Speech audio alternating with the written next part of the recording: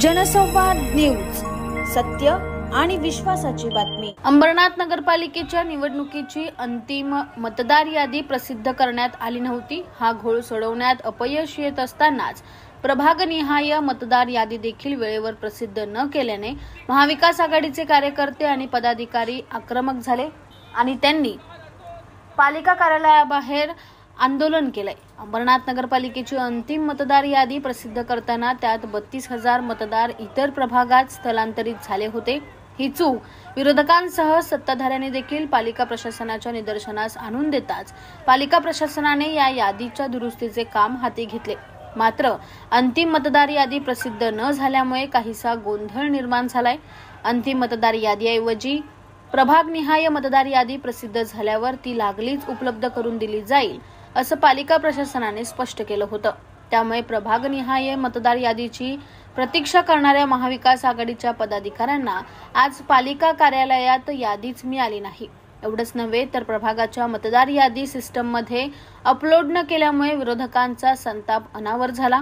या प्रकरणी जाब विचारण्यासाठी अधिकाऱ्यांकडे गेले असता अधिकाऱ्यांनी देखील उडवाउडवीची उत्तरं दिल्यामुळे संतापलेल्या महाविकास आघाडीच्या पदाधिकाऱ्यांनी कार्यालयाबाहेर ठिय्या आंदोलन करत मतदार याद्यांची होळी केली। मतदार यादीमधील घोळ नेमका कोणामुळे झाला याची सखोल चौकशी करण्याची मागणी आंदोलनकर्त्यांनी केली। निवडणूक 2025 सार्वत्रिक निवडणूक ही लागल्यापासून याद्यांमुळे एवढी घोळ आहेत की पूर्ण सर्व पक्ष, महाविकास आघाडीचे सर्व पक्ष याद्यांमध्ये किती घोळ आहे सगळ्यांनी डाटा दिला, तरी पण आज परत या याद्या प्रसारित केल्या नाही। प्रारूप यादीपासून तर अंतिम यादीपर्यंत जो घोळ होता तो कायम तसाच आहे। पूर्ण महाराष्ट्रामध्ये 242 नगरपालिकेच्या निवडणूक आहेत, पण घोळ फक्त अंबरनाथ नगरपालिकेमध्ये चालू आहे। मग तो कोणासाठी चालू आहे आणि कशासाठी चालू आहे आणि अधिकारी कोणासाठी काम करतायत आणि ग्राउंडवरती जे उमेदवार आहेत, जे नगरसेवक आहेत माझी, ते गेल्या 10-11 वर्षापासून ग्राउंडवरती काम करतात आणि फक्त सत्ताधाऱ्यांच्या फायद्यासाठी हा इलेक्शन कमिशनर, हा नगरपालिकेचे सर्व अधिकारी हे जर काम करत असतील तर या निवडणुका घ्यायच्या का आणि घ्यायच्या तर प्रामाणिकपणे घेतल्या पाहिजेत।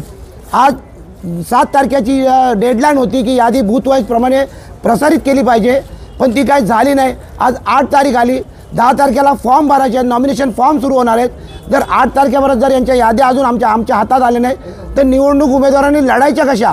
आणि जर आजसुद्धा या याद्यांमध्ये जर घोळ झाला तर याच्या पुढे काय?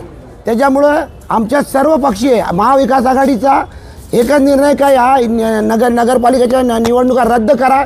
जो परत या याद्यांचा घोळ होत नाही तो परत या निवडणुका घेऊ नका। मनसेची मागणी म्हणजे याद्यांमध्ये घोळ होता हा निदर्शनास आणून दिला।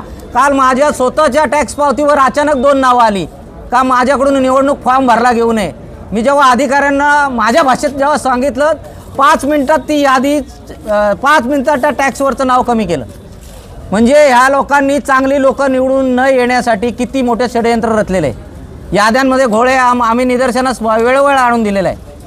म्हणजे किती लोकशाहीची थट्टा या लोकांनी माजवलेली आहे। या सत्ताधारीकाऱ्यांनी अख्ख्या जिल्ह्याची नासाडी करून टाकली यांनी। म्हणजे राजकारण एवढं करायचं का घर बसल्या लोक निवडून कशी येतील असा यांचा फंडा आहे। आणि हे बिचारे सर्वसामान्य कार्यकर्ते जे लोकांच्या समाजासाठी चांगलं काम करायसाठी उत्सुक आहेत, अशी लोकांना घरी बसवायचे आणि घरी बसून जे राहतील ते निवडून यायचे असं त्यांचा धोरण आहे।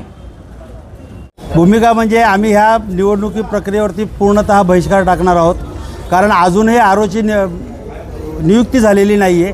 कुठल्याही प्रकारचे कागदपत्रांची पूर्तता ह्या नगरपालिकेमध्ये होत नाहीत। वेळोवेळी सगळ्यांना चक्रा माराव्या लागतात। त्याच्यामुळे आम्ही महाविकास आघाडीच्या सर्व पक्षांनी सदर निवडणुकीवरती बहिष्कार घालण्याचा एकमताने निर्णय घेतलेला आहे।